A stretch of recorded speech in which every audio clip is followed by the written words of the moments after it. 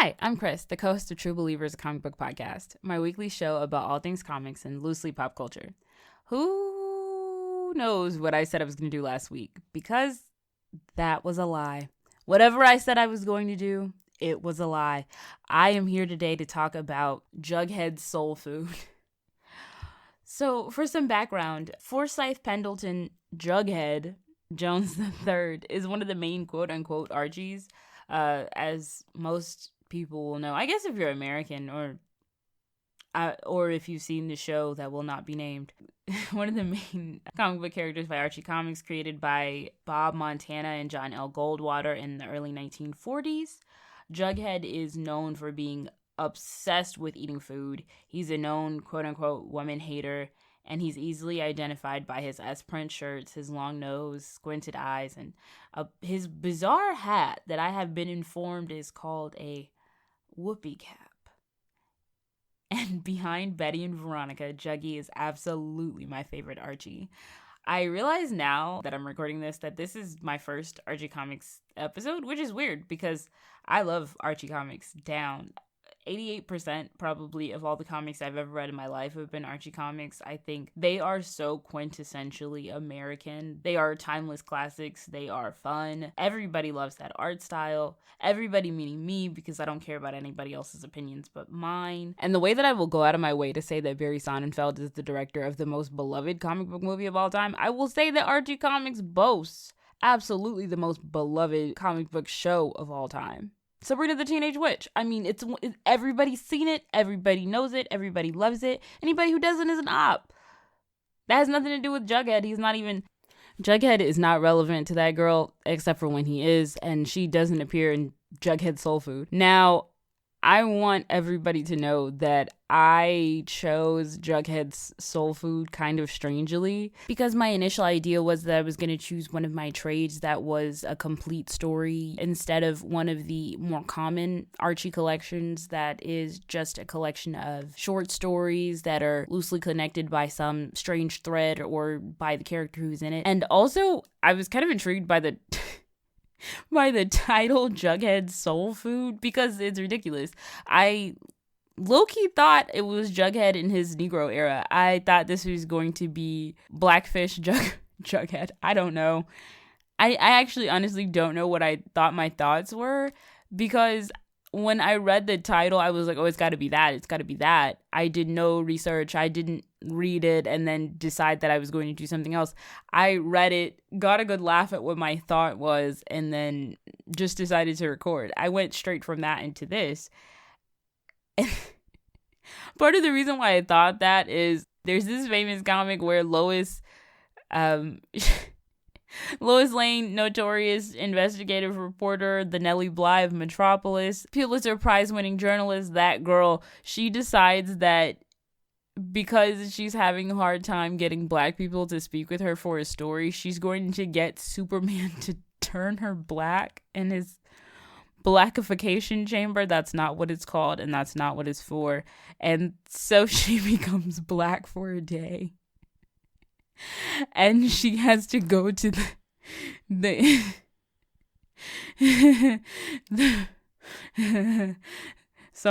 black part of Metropolis, which is called Little Africa. And so she goes to the black part of Metropolis, which is called Little Africa, and she has like trials and tribulations trying to get there. Like, people don't want to wait on her in stores. She can't pick up a taxi cab from her normal cab driver. And this is one of those things that you can tell has really, really good intentions, but it's so wildly offensive. And at that point, it's so offensive that it becomes funny. I have tried to find this comic. I know it's rare. I know it's an absurd thing to drop a lot of money on, but I want to find this comic and get every single page of it framed. I need that on the wall. And it's got a moral at the end, because she's like, Superman, would you still love me if I was black? because life, he's like, life is difficult for black people. Would you still love me if I was black? Would it be different? And he was like, Lois, I'm literally an alien. And I was like, you know what? True. But you're a white alien. So I think you maybe need to give an answer. And I know that's so wildly off topic for Jughead's soul food, because it actually ended up just being about food. There aren't a lot of black people in Archie Comics as a whole. For a really long time, it was just Chuck Clayton and his girlfriend Nancy, who are they're my faves. I think they're the best couple in Archie Comics. Right next to Moose and Midge, who I love down. So, I'm sorry, I just can't stop laughing about this. I thought Jughead's soul food was I thought Jughead was either gonna turn black mysteriously, or he was gonna I thought Chuck and Nancy were gonna invite him to the cookout. I don't know how to explain my thoughts. They were very idle thoughts. I don't want anybody to think that I thought this for more than about 2 minutes of... I really don't want anybody to think I thought this for longer than 2 minutes total, but I did have those thoughts. Anyway, the whole comic was really just about food. It starts off with Jughead and Principal Weatherby, known food enthusiasts, just discussing what is and is not appropriate lunchroom food. Because Principal Weatherby thinks that Jughead's going to start selling... He walks into school with a hot dog cart, and Principal Weatherby is pissed. He's like, you cannot, young sir, sell food in the cafeteria. And he's like, I'm not gonna sell it, I'm gonna eat it. This is my lunchbox. And it's an entire hot dog stand, like those old-fashioned ones with the 3 wheels, like a tricycle. And he's like, Jughead, this is ridiculous. And he's like, I'm not eating that cafeteria food because Miss Beasley cannot cook. She's terrible at it. And I want you to know that this is out loud in front of the lunchroom with the doors open. Mrs. Beasley is inside. I'm sorry, Miss Beasley. I hate to hate on an independent woman like that. And it's Friday, so they always get leftovers, which is bizarre. I was like, I'm not eating that. Now, he's like, you cannot eat this inside the school. You can't have it in the cafeteria, but we can go out in the parking lot. So they go out into the parking lot, and Jughead starts serving up fully decked out hot dogs for him and Principal Weatherby. Now, the bizarre thing is, for some reason, they decide to have this entire little picnic in front of Archie's jalopy. But they didn't invite Archie, which I understand. Archie be begging sometimes. Begging. And he's always broke. Jughead is always broke too, though. But that's because he spends all his money on food. And then, so since these are all these kind of loosely connected stories, they're all a couple of pages, which I'm not gonna lie, really love. It streamlines your reading process, you know? It reminds me of an episode of Adventure Academy I watched on Dropout called, I think, Honoring the Absurd, with Jasmine, and it's a really good episode. But there's a part in there where she says, sometimes I think I should die, and then I get my daily frog and toad, and then I'm like, and that is the experience of reading Archie Comics. I mean, you get 5 pages, 5 or 6, the complete story, and everybody's happy, and it's just it's like an espresso shot of pure joy. There's nothing to describe it as other than an espresso shot of pure joy. And because these little collections are so thinly connected, it's like Jughead food. We got a collection. You can even sometimes read comics that you've already seen, and you just get a kick out of it. Like, oh, this was in bite-sized Archie's last month. You don't see Archie Comics, the little compendiums, at the grocery stores much anymore. And that really makes me sad, because that was such a highlight of my childhood. I really did just get into comic books, getting Archie Comics at the grocery store. And I've never experienced anything that I grew to love so organically like that. No recommendations, just pure, I think I've seen that on TV. I would like to read the book. And the support of my mom. So in the second comic, we've got Big Ethel's ridiculous crush on Jughead once more. And it's not ridiculous because Big Ethel is unattractive, although I do believe that they try and show Big Ethel is unattractive, which I don't believe is fair, and I never have. I don't like that Big Ethel, she's a tall, skinny girl with short hair, and I don't like that they portray that as being unattractive and gawky. Because I've got a lot of stallions in my family, even though I personally am not one. And also, Big Ethel has those big bug teeth. And excuse me, I have 2 large front teeth. So it's like, I'm not ugly. So why are y'all acting like Big Ethel's got to be a mud duck? Like, that's not fair. But Big Ethel is ridiculous for having a crush on Jughead. Because like I said, Jughead is a known woman hater. I wasn't sure what I thought that meant when I was a little kid, but in the Chip Zdarsky Jughead, they were like, oh, Jughead is asexual and aromantic. I was like, oh, finally, something that makes sense. I was like, being a woman hater, I think that just kind of means you suck, or you're like those weird little boys from the Little Rascals. But like I said, I always loved Jughead and his antics, and I like the snarky Archies the best when I don't like the kind ones the best. I really like mostly everybody, even though I will never stop clowning on Archie Andrews because he sucks. So when Jughead is being mean, usually Veronica is too, because they're going tit for tat. Jughead is actually kind to Betty, I think, in the same way that you're kind to children and small dogs. But I always wanted Jughead and Veronica to be together when I was a little kid, because I was like, Archie sucks. Get with a real man. You and Jughead, they're frenemies. The frenemies to lovers. I'm sorry, as a little kid, you could tell I grew up on soap operas and stuff, because that does not make sense to a normal person, but to me, this is everything to me. And so Big Ethel she's walking outside of Jughead's house for no reason with her friend, and she's like, oh my gosh, Jughead is in there with a girl. First of all, Jughead is not your boyfriend, ma'am, so mind your own business. And I'm looking at the silhouette of this quote unquote girl in the window, and I'm like, that looks kind of familiar, but I can't tell who it is. So she goes to the door. She basically calls Jughead everything but a child of God. Again, not her boyfriend. And she's like, I'll you have fun with that hussy, Jughead. And Jughead closes the door. He's like, oh my God, what's wrong with Big Ethel? He sits down on his couch. It was Hot Dog, his dog. Jughead's dog. She saw Jughead and Hot Dog in the window.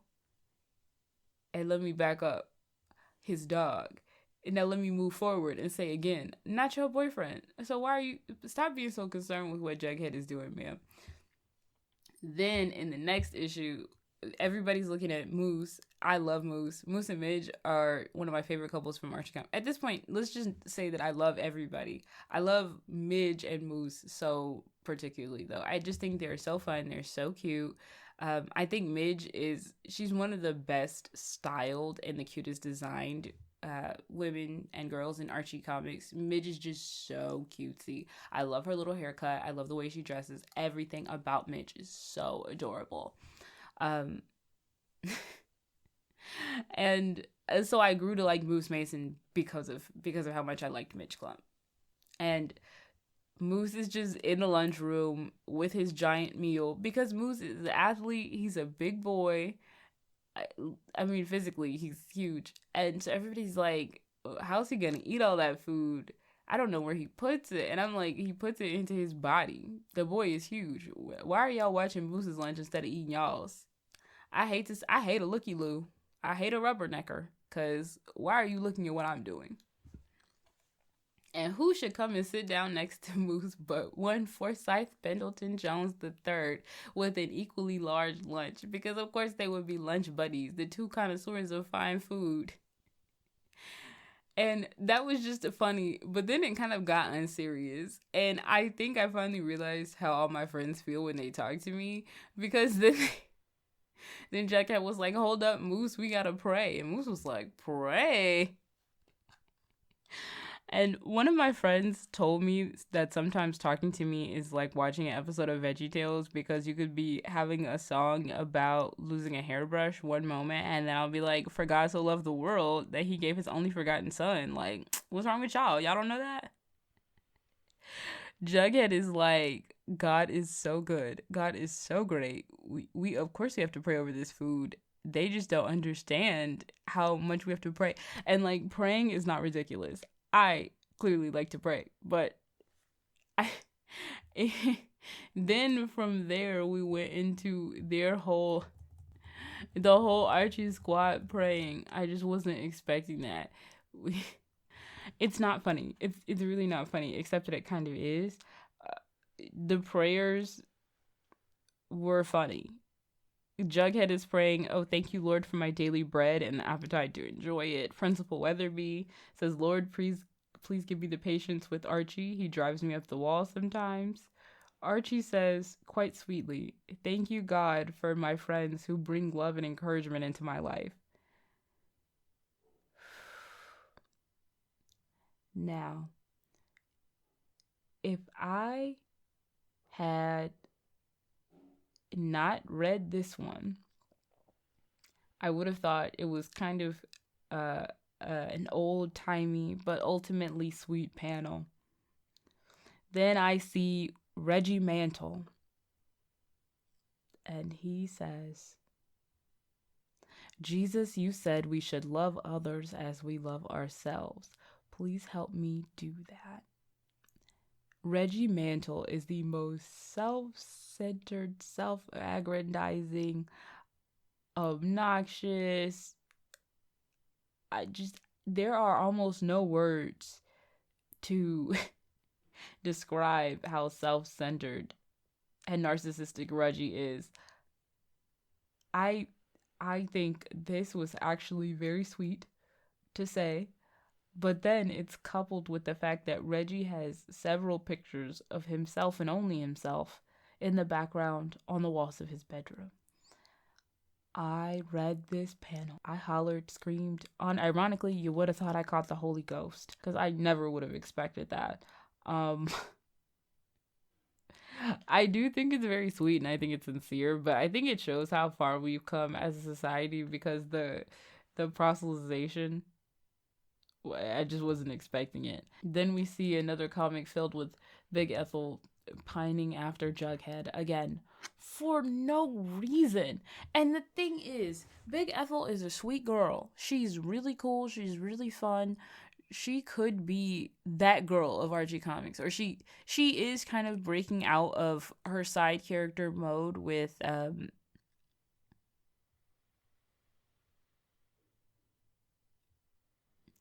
their new Archie Comics webtoon, Big Ethel Energy. But I actually had to stop reading it after a while because, like most webtoons, it wasn't going anywhere fast enough for me. And because I think, like Riverdale, it's a little bit mean-spirited. I just don't understand what's the point. What's the point? The premise of that webcomic is that, or the webtoon, sorry, is that Ethel has moved away from Riverdale and she lives in New York, and she's a writer, and she's come back to Riverdale to write a biography of the town or history of the town. The mayor hired her, and she's speaking to everyone and getting interviews and going to local haunts, and it's kind of like a romance thing because they introduce some love interests for Ethel. They've got this random guy who owns a flower shop or some kind of plant shop. It's a plant shop, right? Who Betty's in love with, and her and Betty are really good friends. So she's living in Betty's spare room. She's Betty's roommate for now, and Betty lives in the same building as Archie and Juggy, who are roommates, of course. And Jughead's a jackass, which it tracks, but Jughead's not mean like that. None of them. I don't understand the implication that everybody has to be mean for there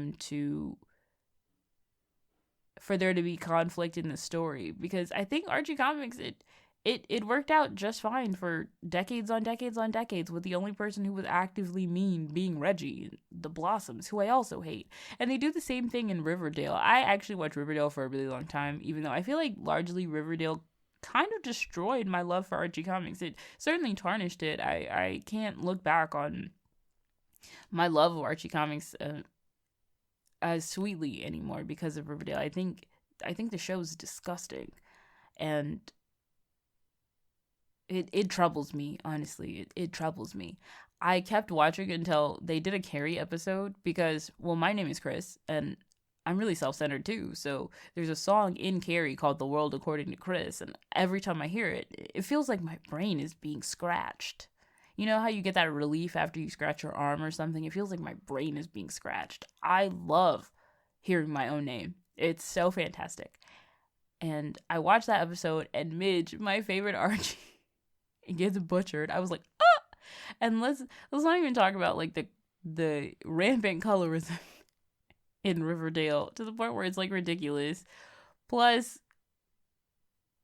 I don't know. They did so many things that were vaguely offensive that I should have stopped watching before I felt just completely soured, and didn't. And that was on me. So, you know, I just don't understand why everybody has to be I don't understand how them all being mean to each other equals out to being good writing or storytelling or even interesting conflict, because like I said, they've managed to have conflict in these comics for decades on decades on decades without having to introduce any of this. They've had gimmicks, of course. All the Archie crossovers, all of the really, really, really, really out there storylines. I mean, Jughead has traveled in time. But I just, you know, them being mean to each other was ridiculous.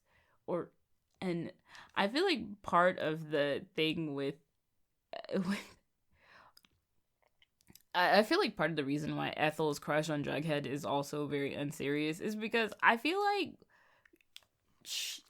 like it turns both of them into people that they're not. I feel like Ethel wants to change Jughead, and that's obvious in this comic where she gets an idea from Betty to try and, no, because they're high school kids, I don't want to say seduce, but I can't think of another word for it. So she tries to entice Jughead into returning her affections by inviting him over for dinner that she cooked. And Jughead's favorite thing to eat is hamburgers, but his side favorite thing to eat is food in general. But she makes Jughead all of this healthy food like alfalfa sprouts, kelp, mung bean sprouts, soybean patties, rose hips. That's food I would not eat or serve to my dog that I don't even have. And Jughead, I don't know how to describe how he acts around Big Ethel. I kind of get it because she is bothering him. He did not ask for any of this. But on the other hand, Jughead he's not even this rude to Veronica. He comes in her house, he starts eating the food like it's gonna disappear. She thinks he brought her a bouquet, and he like hands her a napkin full of greens, and he's like, "That's our salad. Just put some dressing on it." Like, I thought they were carrots, first of all. And the fact that he didn't even bring it in a bowl or just covered up even, it's so discourteous. And you can really tell that this comic was made in, I think, 1979, because Jughead he doesn't need to act like that. This is so rude. And then they go on because Archie Comics comic books used to be about something, okay? So then Professor Flute Snoot, who teaches chemistry, he's got a comic in here. It's promoting clean living and healthy eating. If I was a kid, I would have just flipped right past that, because ain't nobody trying to hear that. Then somehow we go from science back to God because Betty, and again, this is not funny, and I actually did read this, but Betty she opens up her Bible and starts reading Psalms 139:14 and relating it back to Professor Flute Snoot's chemistry lesson. And then Archie starts quoting Ephesians, and then at the end, just to drive home what the moral of this comic was, it's true. Jesus wants to enter your life. He'll bring you a great peace and joy and love. Just trust him and see what happens. I wasn't expecting that, But then I got to the end, and apparently this is by Al Hartley and his grandson. So this is part of the Spire Christian comic. I thought this was just out of nowhere, but this actually had a purpose. Which was, I'm not gonna lie, kind of fun. This was a tie-in. That's how I found out that there were a lot of these Spire Christian comics. And as a person who, what? Okay. I was reading this off, and I kind of wasn't paying attention when I flipped to the end the first time. I was saying it was pretty cool how there were Spire Christian comics, because a lot of people who grow up in very religious households, they're not allowed to consume secular media. So instead of watching Power Rangers, I know a lot of people who have only seen Bible Man, or I knew a lot of people. I don't associate myself with them anymore, not because they're super Christian, but because they're super judgmental. So I'm sorry, I'm really taken aback. I think it's cool that they were making comic books so that people could get into reading comics and not be completely ostracized from their peers because they're not allowed to consume secular media.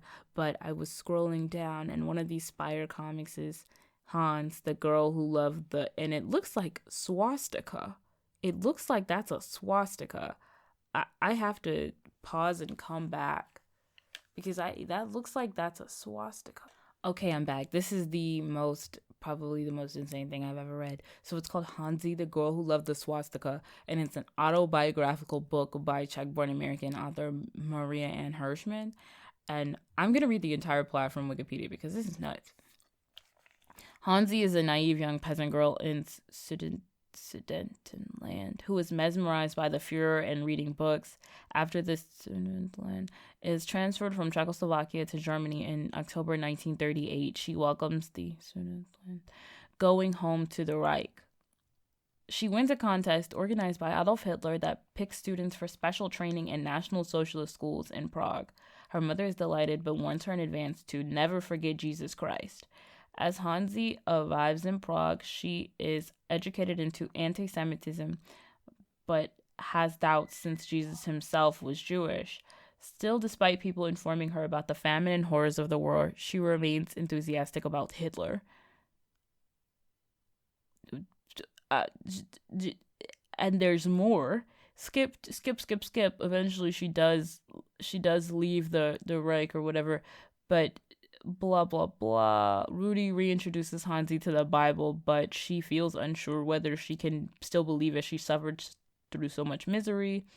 Over the years, she and Rudy raise a family and become good Christians. They travel to the U.S., where Hansi wonders whether all the materialism obscured God's blessings and made her students troubled and unsure whether to give her allegiance.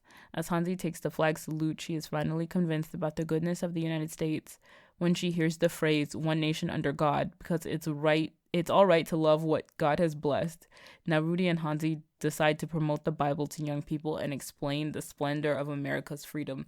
This is absolutely nuts.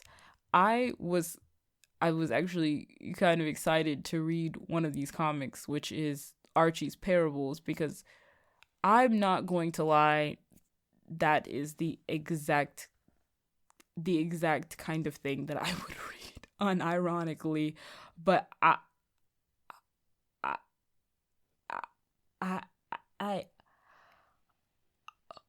am so thrown off by Hansi, the Girl Who Loved the Swastika.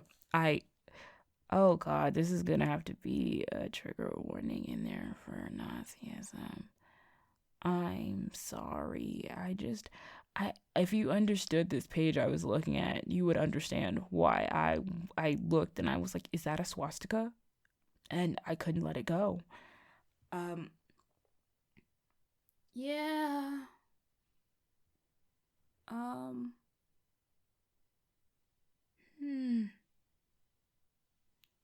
Okay. So we have moved on from that. Yes. So my recommendation for this week, I have been listening to a lot of narrative podcasts. and more actual play podcasts because I am fascinated by them.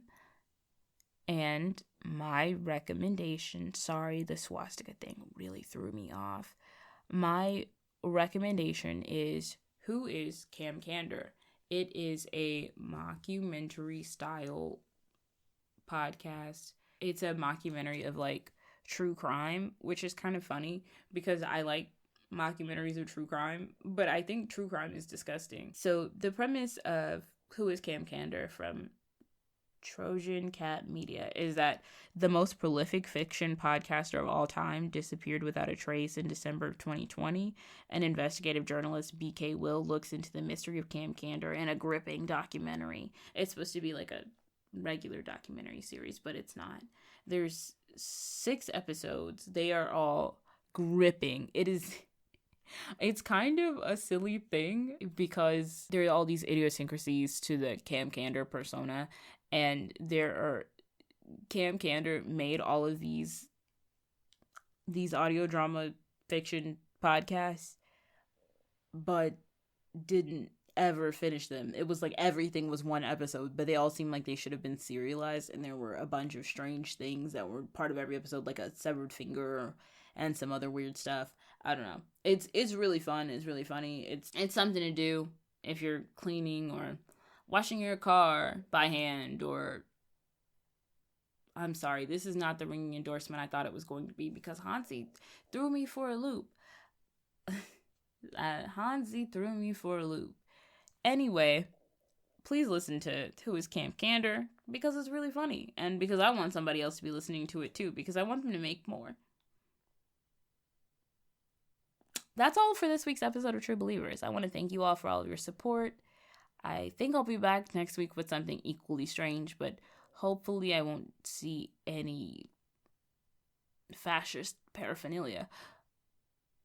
True Believers is available on all major streaming platforms and a member of the Holopods podcasting network, alongside SJW Comic Book Club, Cape Corner, and the Phantom Optimist, and we can all be found in the link tree below.